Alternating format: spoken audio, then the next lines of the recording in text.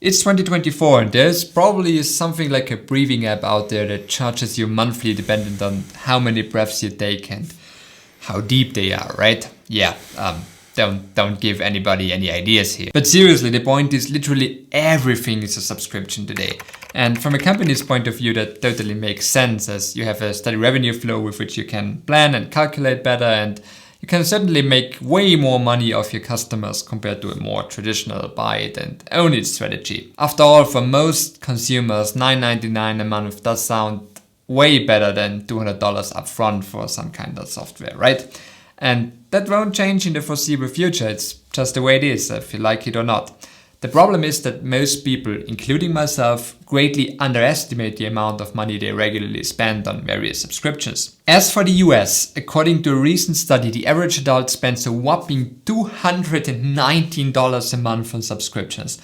And first of all, we often don't even know for what subscriptions we pay or, forget them altogether. Or pay for something we think we need, but, actually don't really use at all. That is, of course, especially true for those of us who don't, budget their expenses. So what can we do about it? I suggest a very simple and straightforward 3-step method for this subscription detox if you want. And the first step 1 would be you gotta know the status quo. You gotta identify all the subscriptions you currently have going, right? I myself did it in a very simple way, just creating a spreadsheet and type in everything that comes to your head, like, Netflix or Spotify, Amazon Prime, and so on. And then also have a look at your bank and credit card statements and, look for those recurring expenses. Chances are that you have subscriptions you didn't even think about or forget altogether. Another way for Apple users at least would be to look at the subscriptions tab on your iPhone. I'm not sure about Android, but probably there also exists something similar. Could also look through your password managers for that matter. And then here I write down how much each of those cost me and I calculate everything on a yearly basis. So if it's a monthly subscription, I write down 12, and if it's a yearly subscription, I write down 1. Also, don't forget about any offline subscriptions like your local gym, for example. So now you should have a good overview about everything that is going on. In my personal case, that looks something like this. And while I thought it would be high, I quite honestly was shocked when looking at the yearly amount I spent on subscriptions, which is quite frankly way out of proportion. So let's proceed to step number 2. Here we evaluate how important our subscriptions really are. You have to be absolutely 100% honest to yourself now and go through each subscription and ask how often are you really using that yoga app, or how much value you really get out of that, OnlyFans subscription, right? In all seriousness, you will quickly identify non-negotiable subscriptions like, stuff you need for work or enjoy a lot and use on a daily basis, something like, a music service. But others will be not so clear. In my case, I marked all of those where, I have to think about with a different color, orange in that case. Let's go through them really quick in order for you to see my thought process here. If you're not interested in my personal subscription decisions, please feel free and just skip ahead to the 3rd step. Alright, so the first one I had to think about is Blinkbit, essentially an online service that creates estimates and invoices specifically for creative freelancers. And while I like it and I've been using it for nearly 2 years now, for my photography business, I came to the conclusion that the amount of time I save compared to, standard handmade spreadsheets is probably something around 5 to 10 minutes every week. And so that doesn't justify it, especially since I need another app to work with it, as you see in a second. So long story short, it probably has to go. As Blinkbit doesn't have all the features I need regularly, I also needed to bring in another app, PDF Expert, in here to make adjustments to my invoices. So that obviously also has to go. Alright, then we have Canva. I subscribed to it to make thumbnails for this channel. Yeah, it's a bit faster than Photoshop, but after 4 months of using it, probably not necessary. As it is a yearly subscription there, I can cancel now and use it for another few months and change my mind if I want to. That is something I recommend when you are not sure. Just cancel it or try to force yourself not using the specific service for a few weeks, and you will naturally, realize whether it's worth it for you or not. Ahrefs, which is essentially a professional SEO tool I also use for work, but just today talked to my main client.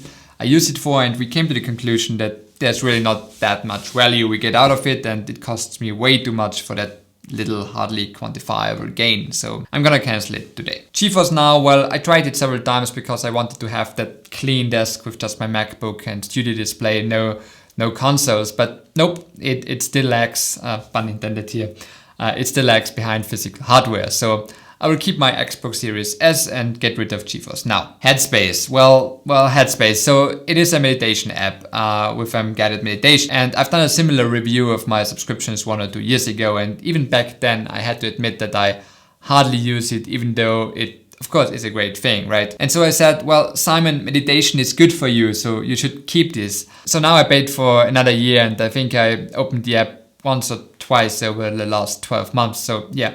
No, I'm gonna cancel this now. And that's a great tip right here.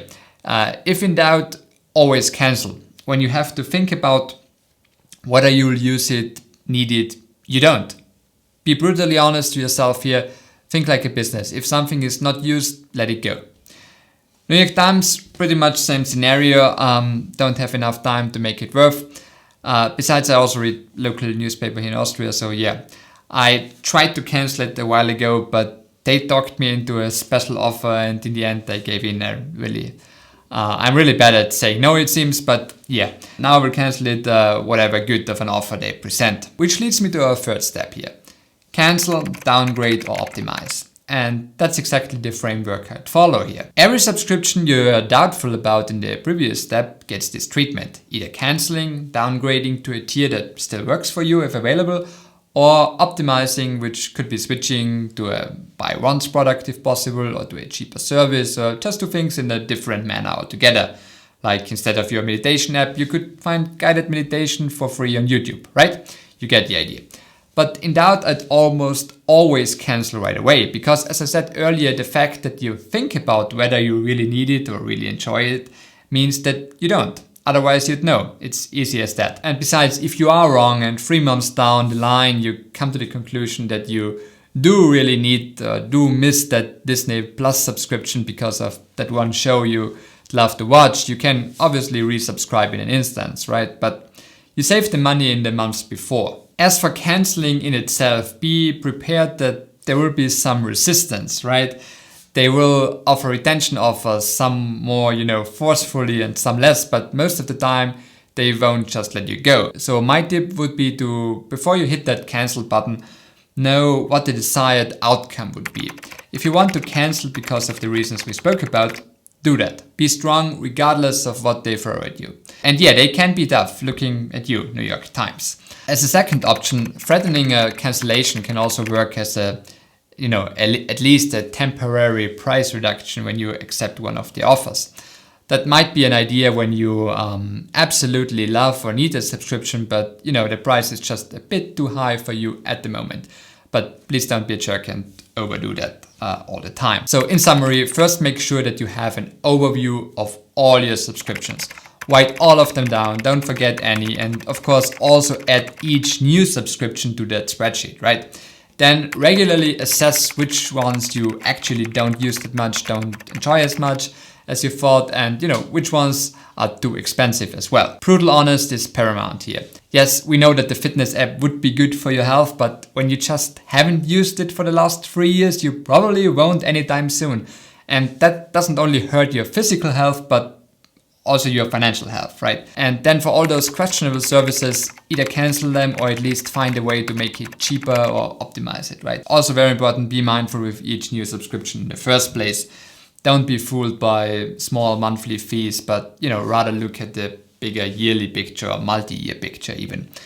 As for myself, the cancellations I talked about earlier led to a little over 200 euros per month of savings. Now, granted, the majority came from subscriptions I used for my business, but still around 35 euros per month were private subscriptions. So still, sizable amount in my opinion. Well, now I understand that the whole video is pretty obvious advice, right?